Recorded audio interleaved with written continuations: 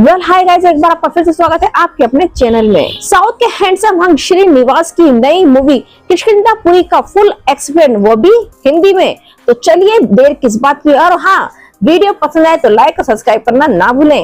ये फिल्म 1979 में किष्किंधापुरी नाम के एक गाँव से शुरू होती है। गांव के आखिर में स्थित सुब्रमण्य नाम के एक रेडियो स्टेशन को दिखाया गया है। उस रेडियो स्टेशन में काम करने वाले 6 लोग अपनी गलती के बारे में बात कर रहे थे। तभी उन्हें एक लड़की के रोने की आवाज सुनाई देती है।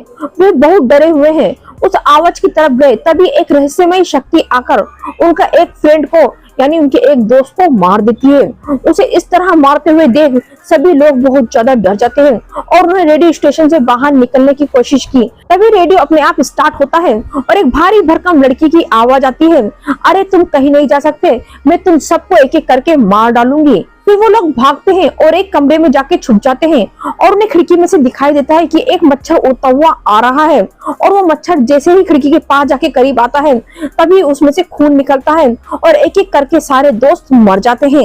उस सारे दोस्त मरने के बाद एक के ऊपर एक इस तरीके से पड़े दिखाई देते हैं जिसे किसी ने स्वास्तिक का चिन्ह बनाया हो। और सीन कटता है और कुछ सालों के बाद किष्किंधापुरी को दिखाया गया। हमारा हैंडसम हीरो किष्किंधापुरी में हीरो गोस्ट वॉकिंग टूर नाम से एक टूर चला रहा था। उस टूर में कोई भी जा सकता है, खासकर वो लोग जिन्हें भूतों से बहुत ज्यादा इंटरेस्ट हो और भूत देखने का बहुत मन हो, वे इस टूर पे जा सकते हैं। असल में हीरो राघव उस टूर पे सभी लोगों को हॉन्टेड हाउस में ले जाकर भूतों के बारे में बताता था। जब मुर्गन और अत्रेय नाम के 2 लोग पायलट्स को दिखाया गया, वे दोनों भी हीरो के गोस्ट वॉकिंग टूर पे जाने की सोच रहे थे। अगले सीन में किष्किंधापुरी श्री रामोमल के उत्सव में हो रहे, वहीं हमारी हीरोइन मैथिली को दिखाया गया था। वो भगवान की पूजा कर रही है, जिसे देख के वहाँ मौजूद लोग शॉक्ड हो गए और कहने लगे, क्या आप भूतों के पास जाते हैं? आप भगवान की पूजा करते हैं तो उनसे कहाँ है भगवान? इसलिए हम आपको भूतों के पास लेके जा रहे हैं। और लोग उसकी जान खा रहे हैं कि कब आएगा राघव, और हम लेट हो रहे हैं। उनमें से एक आदमी बहुत ज्यादा एक्साइटेड है गोस्ट हाउस में जाने के लिए और वो कहता है, अरे समय हो रहा है, कब चलेंगे? तो मैथिली कहती है, थोड़ा रुकिए, मेरा फ्रेंड आने वाला है, उसके बाद हम सब साथ चलेंगे। दूसरी तरफ उसी मेले में एक बच्चे ने गलती से एक बंदर को मार दिया तो उस बंदर की माँ आकर उस बच्चे का पीछा करने लगी। वो बच्चा बहुत डर गया और भागने लगा। तभी हमारा हीरो आकर उसे बचा लेता है। इसके बाद बाकी बंदर आकर मेले में खूब हंगामा करते हैं। तभी अचानक आग लग जाती है और एक छोटा सा बंदर आग में फंस जाता है। तभी हमारा हीरो सुपरमैन बनकर आग में कूद जाता है अपनी जान की परवाह किए बिना। इसके बाद वो उस बच्चे को बचा लेता है। बंदर की माँ अपने बच्चे को जिंदा देख के बहुत खुश हो जाती है और अपने बच्चे को लेके चली जाती है। वहीं मौजूद पुजारी राघव के अच्छे कर्म से प्रभावित होकर उसके हाथ में राम नाम का ब्रेसलेट बांधकर उसे आशीर्वाद देता है। राघव वहाँ पहुंचता है और मैथिली गुस्से में बोलती है कि मैं इतने सारे लोगों को एक साथ नहीं संभाल सकती, तुम्हारी आदत कभी नहीं जाएगी लेट होने की। वो बोलता है कि इस बार गलती हो गई, अगली बार नहीं होगी। मैथिली कहती है, अगली बार भी तुमने यही कहा था। वो कहता है, मेरी जान तुम सब कुछ समझती हो। इसके बाद राघव गोस्ट वॉकिंग टूर पर सभी लोगों को अपने साथ हॉन्टेड प्लेस में ले जाता है। सभी लोग भूत देखने की जिज्ञासा से भरे हुए थे। राघव उन्हें थोड़ा डराता है और उस हॉन्टेड हाउस में ले जाता है। उसके पास एक गोस्ट डिटेक्टर था। जब उस डिटेक्टर से लाइट चली जाती है, इसका मतलब था कि घर में भूत है। तभी उन्हें एक भूत दिखाई दिया, लेकिन राघव ने उस भूत को चुपचाप जाने के लिए कहा और टूर पर आए लोगों को बात करते हुए और डराने की कोशिश करने लगा। असल में इस घर में कोई भूत नहीं है, इस घर में कोई भूत नहीं है, आप लोगों ने भूत होने का इमेजिन किया। इतना बोलकर वो घर में गोस्ट के रूप में मौजूद सुनंदा के बारे में बताता है और उन्हें अंदर चलने को कहता है। जब सब अंदर जाते हैं तो वो एक बटन दबा देता है जिससे बेड ऊपर उठता है, नीचे गिरता है और लोग डर जाते हैं। और वो सबको बोलता है, यहाँ पे कोई मौजूद है। वही मौजूद बिहारी नाम का व्यक्ति बोलता है। वही मौजूद बिहारी को थोड़ा अजीब लगता है क्योंकि वो पिछली बार भी इस हॉन्टेड हाउस में आया था। पिछली बार जब वो आया था तो राघव ने दूसरी कहानी सुनाई थी और अब वो कोई और कहानी सुना रहा है। इससे बिहारी को लगा कि ये सब फेक था। तभी भूत दिखने पर बिहारी वहाँ से भाग निकलता है। राघव कहता है, जल्दी करो, यहाँ पे भूत है, जल्दी से बस में बैठो। और सब लोग वहाँ से निकल जाते हैं। राघव और मैथिली इसी तरीके से लोगों को हॉन्टेड हाउस लेके जाते हैं और पैसा कमाने का नया ट्रिक अपनाते हैं। सीन कट होता है, फिर हमें अगले दिन पे ले जाया जाता है। अगले दिन उन्हें गोस्ट हाउस से फोन आता है और वो वहाँ पे पहुंचते हैं। इस बार एक आदमी आकर उनके टूर में शामिल होता है। ये वही आदमी है बिहारी जो पहले भी इस टूर में शामिल हो चुका है। राघव बिहारी को देख के बोलता है, तू तो पहले भी आया था ना। वो बोलता है, जब तक मैं हकीकत पता नहीं कर लेता तब तक मैं हर बार तुम्हारे साथ जरूर चलूंगा। बिहारी बोलता है, तुम भूत के नाम पे लोगों को ठगते हो, इसलिए मैं हर बार तुम्हारे साथ टूर में शामिल होऊंगा। इस टूर में एक आदमी और शामिल होता है। उसकी वाइफ 1 साल पहले मर गई थी। वो ये जानना चाहता था कि क्या सच में भूत होते हैं, अगर होते हैं तो वो अपनी वाइफ को बुलाकर उससे बात करना चाहता था, इसलिए वो उनके टूर में शामिल हुआ था। उसकी ये बात सुनकर राघव और बाकी सभी लोग शॉक रह गए। तभी घोस्ट हाउस मालिक बोलता है कि इस बॉल के अंदर पर्ची डली हुई है, कोई भी इनमें से एक पर्ची उठा लो, जोन सी भी पर्ची निकलेगी हम उसी घोस्ट हाउस में जाएंगे। उसके बाद बिहारी भग के आता है और एक पर्ची उठाता है। उस पर्ची के अंदर सुब्रमण्यम रेडियो स्टेशन का नाम निकलता है। बिहारी बोला अब आएगा मजा। सभी लोग एक वैन में बैठकर सुब्रमण्यम रेडियो स्टेशन की तरफ निकल पड़ते हैं। उनके साथ एक छोटी सी प्यारी सी बच्ची भी थी। वो बच्ची राघव के पड़ोस में रहती थी। उनके पेरेंट्स घर पे नहीं थे, इसलिए वो राघव के साथ आ गई। राघव ने उन सबको रेडियो स्टेशन के पास लेकर गया और साथ में उसकी फ्रेंड मैथिली भी थी और एक साथ में एक बंदा और था और पूरे के पूरे टूरिस्ट भरे हुए थे।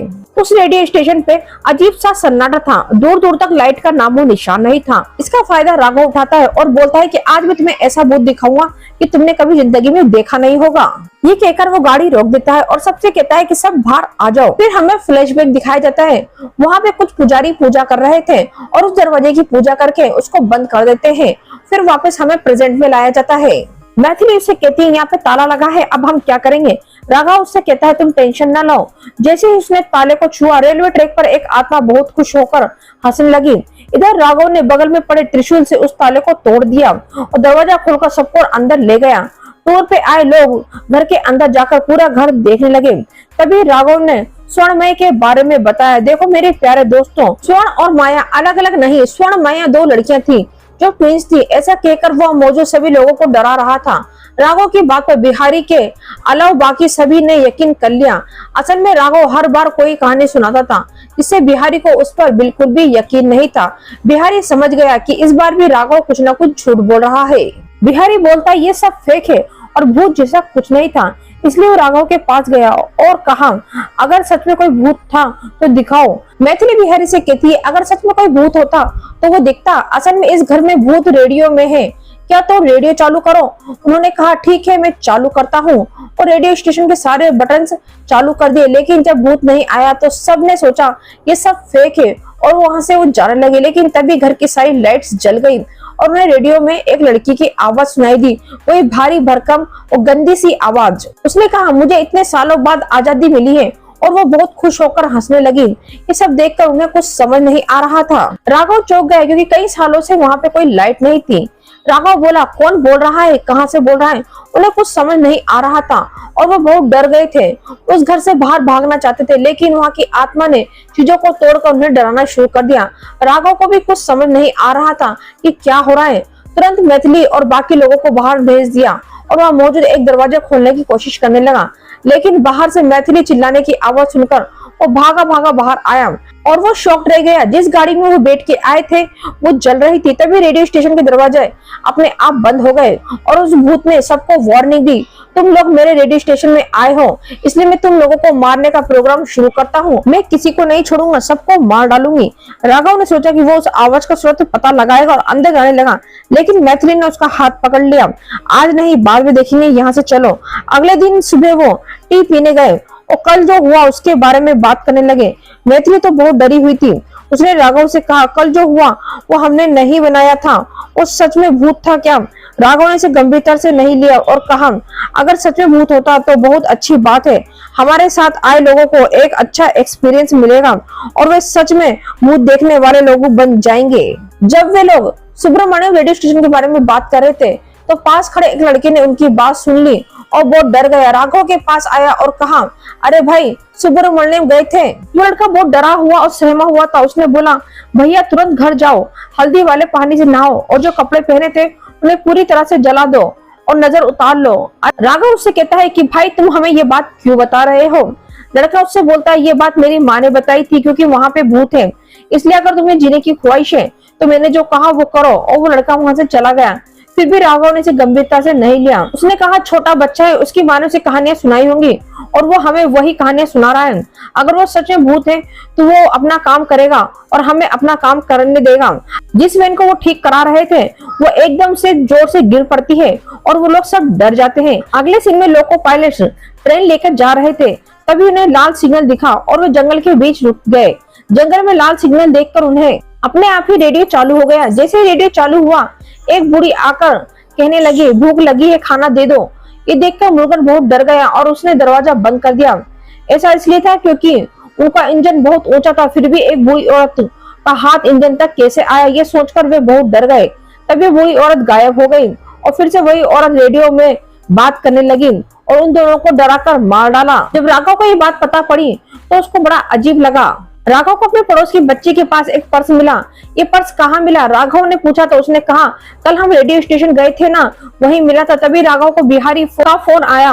उसने कहा, कल हमारे साथ मुर्गन और आत्रे गए थे, वे दोनों मर गए, उनकी मौत सामान्य नहीं लग रही। उसने कहा, मुझे पता है, उन्हें पक्का भूत ने मारा होगा। ये सुनकर राघव शौक ले गया। वह तुरंत उनके मरने की जगह पे पहुंचा और सब कुछ जांचने लगा। वहाँ एक स्वास्तिक सिंबल मिला। इसका मतलब है कि उसे भूत ने उन दोनों को मारकर उनके शरीर को स्वास्तिक सिंबल के आकार में रखा था। इसके बाद राघव स्टेशन पहुंचा ताकि उसे कोई क्लू मिल सके। अंदर राघव को एक न्यूज़पेपर, एक ऑक्सीजन सिलेंडर और एक लाइट मिली। वो उस लाइट को लेकर पूरे घर देखने लगा और दीवारों पर भी स्वास्तिक सिंबल थे। इसके बाद वो 1979 में हुई घटना के बारे में पता लगाने लगा कि पुरानी न्यूज़पेपर रखने वाली जगह पर गया। वहां से न्यूज़पेपर मिली जिस पर लिखा था, क्या सुब्रमण्यम रेडियो स्टेशन की कहानी खत्म हो गई। इसके बाद वो घर वापस आया, मैथिली की और बाकी लोगों को बताया, देखो हमारे साथ जो 2 लोग गए थे उनकी मौत हो गई है और जिसने भी उन्हें मारा है वो क्रॉस स्वास्तिक सिंबल बना रहा है। इस क्रॉस स्वास्तिक सिंबल का इस्तेमाल नफरत के प्रतीक के रूप में किया जाता है। उसे किसने मारा, वो किस पे गुस्सा है, उसका मकसद क्या है, उसने हमारे साथ आए लोगों को क्यों मारा। वो ये सब सोच ही रहा था कि अपने आप रेडियो चालू हो गया।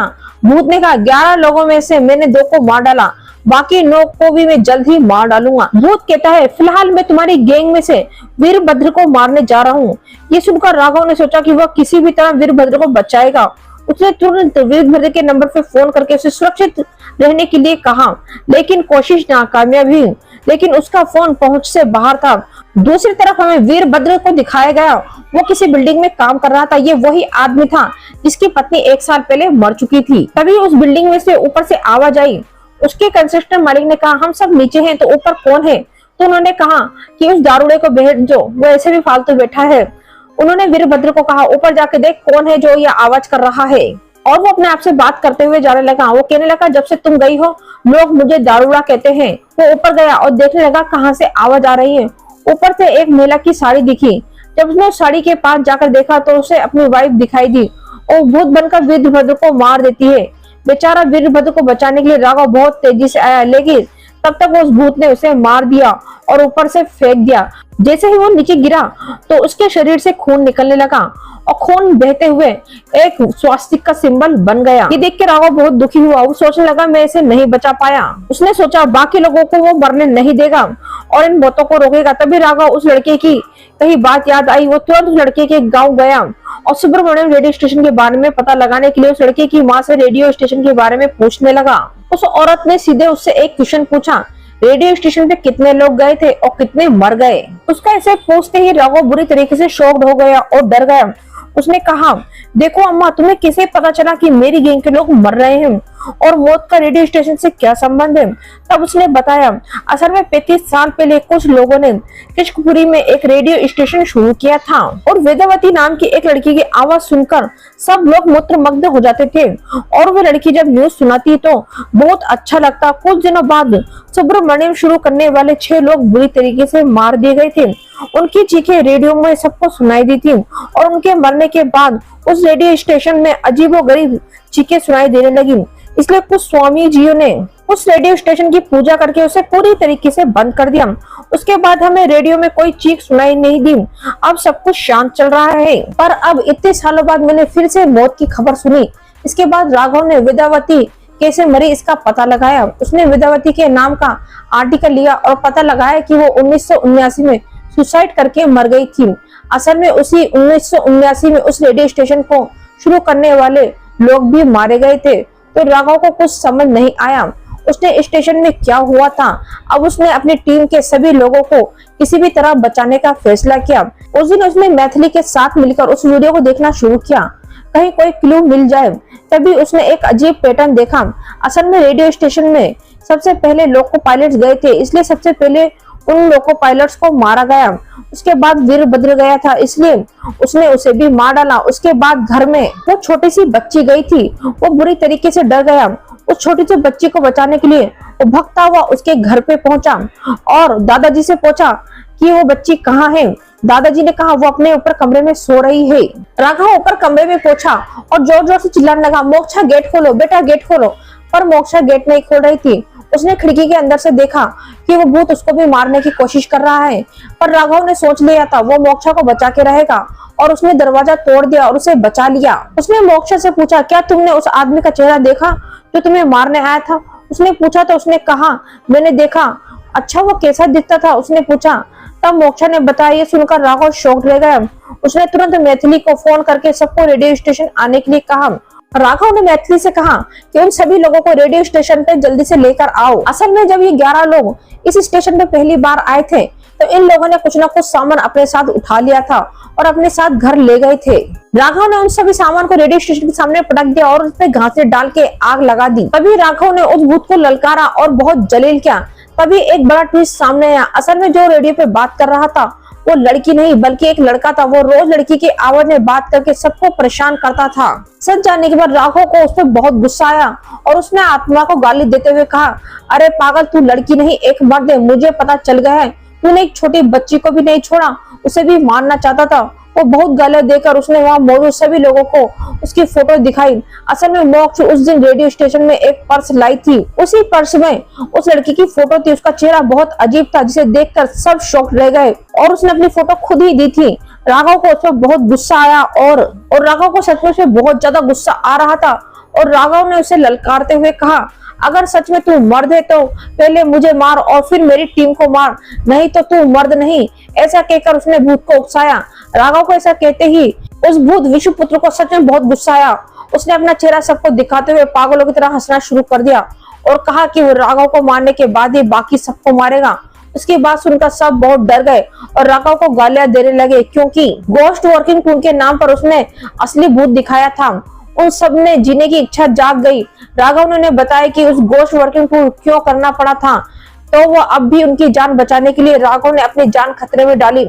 इसके बाद वो एक पुलिस स्टेशन गया और इंस्पेक्टर से स्वर्ण रेडियो स्टेशन के बारे में पूछा। इंस्पेक्टर स्वर्ण में का नाम सुनते ही बहुत डर गया और उसने उन्हें उस दिन हुई घटना के बारे में बताया। असल में 6 लोग के मरने के बाद पहले वेदावती ने पुलिस स्टेशन में एक आदमी के खिलाफ कंप्लेंट की थी। उसके बाद उसने फांसी लगाकर सुसाइड कर लिया था। इतना कहकर वो अंदर जाकर वेदावती के केस की फाइल ढूंढने में लग गया। तभी पुलिस स्टेशन के पास का ट्रांसफार्मर जल गया जिसके कारण पुलिस स्टेशन की सारी लाइट चली गई। इसलिए राघव ने रेडियो स्टेशन में मिली टॉर्च लाइट ऑन कर दी। तभी वो भूत आकर राघव को डराकर मारना चाहता था, लेकिन राघव ने अपने पास की टॉर्च लाइट भूत के चेहरे पे मारी। जैसे ही टॉर्च लाइट उसके चेहरे पे पड़ी वो बहुत डर गया। टॉर्च लाइट बंद करने के लिए कहने लगा। वो लाइट देखकर बहुत डर गया था और राघव को कुछ किए बिना ही चला गया। तब राघव समझ गया कि जब तक टॉर्च लाइट उसके साथ में थी वो भूत उसका कुछ नहीं कर सकता था। उसने ये बात मैथिली और बाकी लोगों को भी बताई। तभी इंस्पेक्टर वेदावती की कंप्लेंट फाइल लेकर आया और राघव को दी। जब राघव वेदावती के घर जाकर उसके पिता से बात कर रहा था तब वेदावती की माँ आई और मैथिली को देखकर वेदावती समझकर बहुत खुश हुई, लेकिन मैथिली उसे देखकर बहुत डर गई। असल में वेदावती ने फांसी लगाकर सुसाइड किया था ना, इसलिए उसकी माँ बेचारी पागल हो गई थी। इसके बाद राघव और मैथिली वेदावती के कमरे में गए ताकि उन्हें कोई क्लू मिल सके। वो उन्हें एक स्कूल फोटो मिली। उस फोटो में एक लड़का बहुत अजीब दिख रहा था। उस लड़के के बारे में वेदावती के पिता से पूछा गया तो उन्होंने उस लड़के के बारे में कुछ नहीं बताया, लेकिन उन बच्चों को पढ़ाने वाले टीचर के बारे में कुछ बताया और उनसे मिलने के लिए कहा। राघव तुरंत गुरु के पास गया और उन्हें उसे फोटो में मौजूद शख्स को दिखाते हुए पूछा, क्या आप इन्हें जानते हैं? तो उन्होंने कहा, हाँ बेटा, मेरे पढ़ाए हुए स्टूडेंट में से वो सबसे अच्छा था। वो मेरा सबसे अच्छा स्टूडेंट था। उसका नाम विशुपुत्र था और उन्होंने उसकी कहानी बताई। फ्लैशबैक में विशुपुत्र बहुत ही मुश्किल ग्रहण के समय पैदा हुआ था, इसलिए वो बहुत अजीब दिखता था और अजीब पैदा हुआ था, यानी उसका चेहरे और पैर बहुत अजीब थे। डॉक्टर ने उसकी जांच करके बताया कि उसे रिकेट्स नाम की बीमारी थी। इससे विशुपुत्र के पिता उससे बहुत नफरत करते थे, लेकिन उसकी माँ उसे बहुत प्यार करती थी और रोज उसे प्यार करती रहती थी। उसका पिता रोज बाहर जाते समय दरवाजे पर ताला लगाकर उन्हें घर के अंदर बंद करके चला जाता था। एक दिन वो अपनी माँ के साथ खेल रहा था, तभी उसके पिता आए और अपनी पत्नी को जोर से मारा। इससे विशुपुत्र को बहुत गुस्सा आया और उसने अपने पिता को धक्का दे दिया। इसके बाद विशुपुत्र के मामा ने उसे स्कूल में भर्ती कराया। वहीं के गुरु ने विशुपुत्र को पढ़ाया। एक दिन उन्होंने सबको ओम और स्वास्तिक सिंबल बनाने के लिए कहा। सभी बच्चों ने सिंबल अच्छे से बना दिया, लेकिन उसने क्रॉस स्वास्तिक बनाया। एक दिन के गांव में शहर से कुछ लोग आए। उन्होंने गांव के आखिर में एक रेडियो स्टेशन बनाया। वे अपने रेडियो के लिए रोज खबरें पढ़ने के लिए एक अच्छी आवाज की तलाश में ऑडिशन रखा था। रेडियो स्टेशन में काम करने के लिए बहुत लोगों ने अपनी आवाज रिकॉर्ड करके भेजी। तभी विशुपुत्र भी अपनी माँ के पास गया और उसने रेडियो स्टेशन के बारे में बताया। उसकी माँ ने कहा विशुपुत्र की आवाज बहुत अच्छी थी और उसने भी अपनी आवाज रिकॉर्ड करके रेडियो स्टेशन भेजी। पहले वो थोड़ा डरा हुआ था, लेकिन उसकी माँ ने उसे प्यार से समझाया तो वो मान गया। कुछ दिनों बाद रेडियो स्टेशन वालों ने एक आवाज चुनी और सबको सुनाई। वो आवाज किसी और की नहीं, विशुपुत्र की थी। अपनी आवाज रेडियो स्टेशन पे सुनकर विशुपुत्र बहुत खुश हुआ। उसकी माँ भी बहुत खुश थी। उसकी माँ की इच्छा थी वो एक अच्छा आर्टिस्ट बने, तो अपने गांव के सामने डांस करने लगा। कुछ दिनों बाद सबको पता चला कि ऑडियो में जो आवाज चुनी गई थी वो विशुपुत्र की नहीं थी, बल्कि वेदांती नाम की एक लड़की की थी। तो सच जानने के बाद गांव के लोगों ने विशुपुत्र को बेवजह गाली दी और चले गए। ये सब देखकर उसकी माँ बहुत दुखी हुई। उसकी माँ को रोता देख विशुपुत्र को उस लड़की पर बहुत गुस्सा आया। वो तुरंत रेडियो स्टेशन गया। उसके बाद उसे बुरी तरह से मार दिया गया। और यहीं पे फ्लैशबैक खत्म होता है और हम प्रेजेंट में आ जाते हैं। राघव विशुपुत्र के साथ हुए अन्याय से बहुत दुखी होकर कार में जा रहा था। तभी एक डॉग सामने आ गया और कार से टकरा गया। वो डॉग उछलकर एक शमशान में गिर गया। वो इस डॉग को ढूंढते हुए शमशान घाट में गए। वहीं पर उन्हें एक चौंकाने वाली बात पता चली। अभी थोड़ी देर पहले जिस गुरु से वो मिलके आए थे, जिन्होंने विशुपुत्र का फ्लैशबैक सुनाया था, असल में उस गुरु की मौत 2007 में ही हो गई थी। जिसने उन्हें कहानी सुनाई थी वो कोई और नहीं बल्कि खुद विशुपुत्र था। उसने अपनी ही कहानी बहुत बढ़ चढ़कर सुनाई थी। गुरु की मौत के बारे में जानने के बाद वे बहुत डर गए और वो भूत उन्हें मारने की कोशिश करने लगा।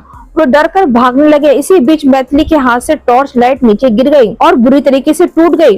वो टॉर्च लाइट से ही उसे रोका जा सकता था और अब वो भी टूट गई थी। मैथिली और राघव और उसका 200 तीनों भागे और कार के अंदर जा बैठे और कार स्टार्ट कर दी। कार चलने लगी। कार बहुत तेज चल रही थी। एकदम से राघव के सामने उस भूत का चेहरा आ जाता है, जिससे वो अपना बैलेंस खो देता है और लॉरी उन्हें टक्कर मार देती है। उस हादसे में हीरो को तो कुछ नहीं होता, लेकिन मैथिली को बहुत चोट आई थी। तभी एक छोटा सा फ्लैशबैक फिर से दिखाया जाता है। असल में राघव जब छोटा था तो वो अपने पिता की गाड़ी चलाना चाहता था और उसके पापा ने उसको गाड़ी चलाने दी। पापा पीछे ही बैठे थे, पर ज्यादा एक्सीलरेटर दबाने के कारण गलती से एक्सीडेंट हो गया और उसके पिता की वहीं मौके पे मौत हो गई। लेकिन राघव की जान बच गई। इसलिए राघव को एक लाइफ की कीमत पता थी। जब मैथिली को चोट लगी तो वो बहुत ज्यादा टेंस हो गया और डर गया था। इसके बाद वो बाहर आया और मैथिली को तुरंत अपने दोस्त के साथ मिलके हॉस्पिटल में भर्ती कराया और जो कुछ हुआ था उसे वो याद करने की कोशिश करने लगा कि उसमें से कोई क्लू मिल जाए। असल में रेडियो में जो आवाज थी वो वेदांती की थी। ये जुलाई 28 को पोस्टर में लिखा गया था, लेकिन अगस्त 9 को रेडियो स्टेशन शुरू करने वाले लोग मारे गए थे। तो उसे शक हुआ 12 दिन के गैप में जरूर कुछ हुआ होगा। तभी विशुपुत्र का भूत मैथिली के पास आया और उससे बात करने लगा। तुम्हारे बॉयफ्रेंड को कौन बचाएगा? उसे पुलिस स्टेशन में मर जाना चाहिए था, लेकिन वो नहीं मरा। अब एक्सीडेंट में मर जाना चाहिए था, फिर भी उसे कुछ नहीं हुआ। मुझे समझ नहीं आ रहा कि उसे कौन बचा रहा है। ये कहकर उसे राघव पर बहुत गुस्सा आया। इधर राघव बहुत ज्यादा टेंशन में था कि विशुपुत्र के बारे में एक बात साफ नहीं थी कि उसने अपनी ही कहानी हमें क्यों सुनाई, वो भी गुरु बन के, और सुनाई तो हमें शमशान में दिखाने की क्या जरूरत थी कि उसका गुरु मर चुका है। अगर वो चाहता तो वो किसी और को भी मार सकता था। राघव ने फिर से फ्लैशबैक में जाने की कोशिश की। फिर से वो सोचने लगा और क्लू ढूंढने लगा तो उसको सिलेंडर नजर आया। उसको लगा जहां से ये सिलेंडर आया है क्यों ना वहां पे जाके पूछा जाए। इतनी ही देर में मैथिली के शरीर में भूत प्रवेश कर चुका था और मैथिली बुरी तरीके से राघव को मारने की कोशिश कर रही थी, पर राघव ने कैसे न कैसे करके उसे काबू पाया और उसको इंजेक्शन दे दिया और डॉक्टर से पूछा कितनी देर में होश में आएगी, तो डॉक्टर ने बोला कम से कम 7 से 8 घंटे में। राघव ने अपने दोस्त से कहा कि तुम मैथिली का ध्यान रखना, मैं अभी जाता हूँ और तुरंत आता हूँ। राघव ने अपने बॉस को फोन किया और सिलेंडर के बारे में बताया, तो उन्होंने उसको एक जगह भेजा जहाँ पे सिलेंडर की डिलीवरी की जाती थी। राघव ने वहां जाके पूछा क्या तुम लोगों ने रेडियो स्टेशन सिलेंडर भेजा था? तो उसने कहा हाँ सर मैंने ही भेजा था और फिर उसने विश्वपुत्र का फ्लैशबैक बताया। असल में उस रेडियो स्टेशन को शुरू करने वाला सुरेंद्र का बड़ा भाई वली था। वली बचपन से वेदांती से लव करता था और वो भी उससे लव करती थी, इसलिए दोनों ने शादी करने का फैसला किया। लेकिन बीच में ये विश्वपुत्र आ गया। असल में उस दिन विश्वपुत्र की आवाज नहीं बल्कि वेदांती की आवाज चुनी गई थी। उसकी आवाज को चुनकर पोस्टर पे छापा गया था। पोस्टर में वेदांती की फोटो देखकर विश्वपुत्र को बहुत गुस्सा आया, क्योंकि उसको लगता था कि उसकी आवाज बहुत अच्छी है, जबकि उसकी आवाज बहुत प्रूफ थी। वो तुरंत रेडियो स्टेशन गया और वेदांती को बहुत मारा और उसके कपड़े उतार दिए। साड़ी उतार कर उसे खुद पहन लिया और उसे बिना साड़ी के बाहर भेज दिया। और बिना साड़ी के बाहर गई तो गांव के लोगों ने उसके बारे में बहुत गलत बातें की। इससे वो घर जाकर फांसी लगाकर मर गई। इधर विश्वपुत्र वली के पास गया। वेदांती की साड़ी फूल देखकर उन्हें शक हुआ, उसने कुछ गलत किया था। उन्होंने विश्वपुत्र को मारा। उसने भी वहीं मौजूद सभी को मारा और कहा, आज से रेडियो में सिर्फ मेरी आवाज सुनाई देनी चाहिए। वली ने कहा, तू इतना बदसूरत है, तेरी आवाज इतनी बदसूरत है, तेरी आवाज कभी भी हमने नहीं सुनी थी, हमने वेदांती की आवाज ही सुनी थी। ये मेरी माँ की इच्छा है। विश्वपुत्र ने कहा, उन्होंने कहा, तेरी माँ के पास जा, यह हमारा रेडियो स्टेशन है, हम किसी को भी चुन सकते हैं। विश्वपुत्र ने गुस्से में कहा, ये मेरी माँ की इच्छा है और मेरी आवाज फिर से रिकॉर्ड करो। लेकिन वली बिल्कुल तैयार नहीं था। वली ने कहा, तुम हमारे रेडियो स्टेशन में आके हमें वार्निंग दोगे? कहकर उन्होंने विश्वपुत्र को मारा और बंधक बना दिया। वली को जब वेदांती की मौत के बारे में पता चला, वो बहुत रोया और उसे बहुत गुस्सा आया। उसने तुरंत अपने छोटे भाई से एक गैस सिलेंडर मंगवाया और विश्वपुत्र के पास रख दिया। वो गैस उसे सोने नहीं देती थी और उसकी आंखों पर टॉर्च लाइट लगाकर उसे कमरे में गैस छोड़ दी और बाहर चला गया। इस तरह वो रोज 2-3 सिलेंडर लाकर कमरे में छोड़ देता। इस तरह 12 दिनों के बाद विश्वपुत्र की बुरी तरीके से मौत हो गई। इसके बाद उन सब ने विश्वपुत्र को किष्किंधापुरी रेलवे स्टेशन के पास दफन कर दिया। जिस दिन उसे दफनाया गया उसी दिन विश्वपुत्र भूत बन गया और उन सबको मार डाला। सच जानने के बाद राघव ने पूछा, क्या उसने ये सब अपनी माँ के लिए किया था? तब सुरेंद्र ने एक चौंकाने वाला ट्विस्ट और बताया। असल में विश्वपुत्र एक मेंटल पेशेंट था। उसके पैदा होते ही उसकी माँ मर गई थी। अपनी माँ के मरने के बाद वो अकेला ही बड़ा हुआ। उसके पिता ने भी उसकी देखभाल नहीं की, जिससे वो बहुत दुखी था। एक दिन जब वो अपनी माँ का सामान निकाल रहा था तो उसे उसकी माँ का एक इस्तेमाल किया हुआ शीशा मिला। उसे उस शीशे में अपनी माँ दिखी तो वो रोज ये इमेजिन करने लगा कि उसकी माँ उसके पास थी। वो इमेजिन करता कि वो उसके साथ खेल रही है, उसे खाना खिला रही है, सब कुछ, लेकिन असल में उसकी माँ नहीं थी। एक दिन उसके पिता को उस पर बहुत गुस्सा आया, लेकिन वो रोज उसी शीशे के साथ रहता था। तो उसके पिता ने परेशान होकर शीशे को नीचे गिरा दिया। क्योंकि वो शीशे को अपनी माँ समझता था तो उसकी माँ को मारने के लिए उसे अपने पिता को मार डाला। उसकी पूरी कहानी सुनकर राघव शॉक्ड रह गया। राघव ने कहा, क्या इसका कोई हल नहीं? उसने सुरेंद्र से पूछा तो सुरेंद्र ने हल बताया। असल में जिस स्वामी ने रेडियो स्टेशन बंद किया था, अगर वह फिर से उनके पास जाए तो शायद कोई हल मिल जाए। सुरेंद्र उसे उस जगह ले गया जहां स्वामी रहते थे, लेकिन वहां जाकर पता चला कि स्वामी बहुत पहले ही मर गए थे और वह उनका शिष्य था। उसके पास भी भूतों को भगाने की शक्ति थी। राघव के आते ही वो उसके पास गए, राघव का हाथ पकड़ा और रुद्राक्ष के माध्यम से जो कुछ हुआ था वो सब जानकर एक चौंकाने वाली बात बताई। असल में विश्वपुत्र ने अपना बदला ले लिया था तो उसे इस दुनिया में छोड़कर चले जाना चाहिए था, लेकिन वो रेडियो स्टेशन में क्यों घूम रहा है? क्या तुम्हें इस बात पर शक नहीं हुआ?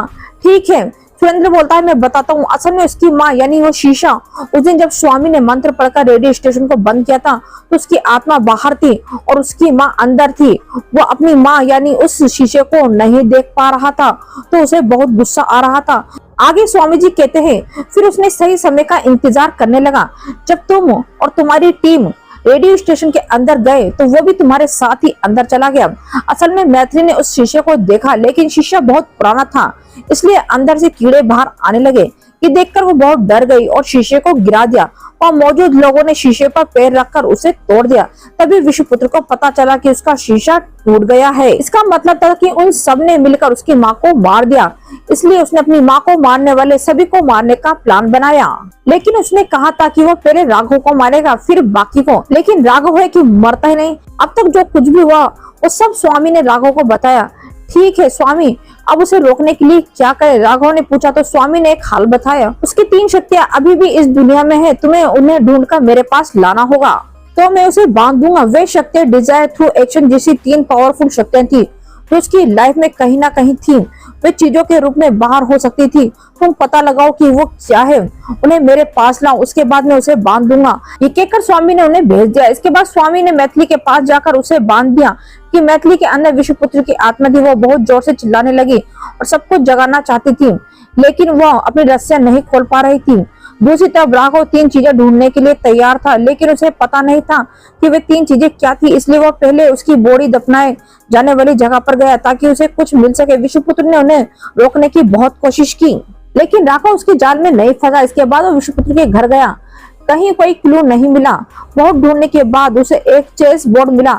असल में वो इमेजिन करता था वो अपनी माँ के साथ चेस खेल रहा था, तो उसकी 3 शक्तियों में से एक चेस बोर्ड थी, यानी यज्ञ शक्ति में जुड़ी हुई चीजें, तो वो उसे भी ले गए। दूसरी चीज उसकी इच्छा, उसकी माँ की इच्छा थी कि उसकी आवाज पूरी दुनिया सुने, तो दूसरी विल पावर से जुड़ी हुई चीज यानी रेडियो, वो उसे भी ले गए। और तीसरी चीज के लिए उसने बहुत जगह ढूंढा, फिर भी वो नहीं मिली, तो उसने मिली हुई 2 चीजें स्वामी को दी और कहा, स्वामी जी मुझे सिर्फ 2 चीजें मिली, क्या इन दोनों चीजों से कुछ हो सकता है? तो उन्होंने कहा, नहीं बेटा, तीसरी चीज भी होनी चाहिए।